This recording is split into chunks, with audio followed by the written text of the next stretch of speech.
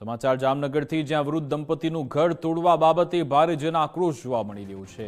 નંદુમાં નારાયણ બાપાના સમર્થનમાં આહિર મહિલા મંડળ આવ્યું। બિલ્ડરના ઇશારે વૃદ્ધ દંપતીનો આશરો છીનવાયો હોવાનો દાવો છે। પીડિત દંપતીને આશ્વાસન આપવા ઘટના સ્થળે મહિલા મંડળ પહોંચ્યું। મહાનગરપાલિકાએ પખવાડિયા પૂર્વે ઘર તોડી વૃદ્ધોને નિસહાય કર્યા।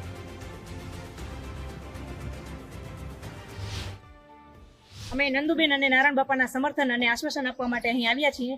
જે રીતે નંદુબેન અને નારાયણ બાપાને, જેમની ઉંમર આશરે 80 વર્ષની આડેગાડે છે, એમને જે માત્ર બિલ્ડરોના કહેવાથી એને ઘર વિહોણા, એના મકાનનું જે ડિમોલેશન કરી અને ઘર વિહોણા કરવામાં આવ્યા છે, અને ખાસ કરીને નંદુમા સાથે જે ગેરવ્યાજબી વર્તન કરવામાં આવ્યું છે, જે રીતે એની ટીંગાટોળી કરીને ભાઈઓ દ્વારા લઈ જવામાં આવ્યા, એનાથી અમારા સમસ્ત આહિર સમાજ અને સમસ્ત આહિર સમાજની માતાઓ અને બહેનોની લાગણી દુભાણી છે।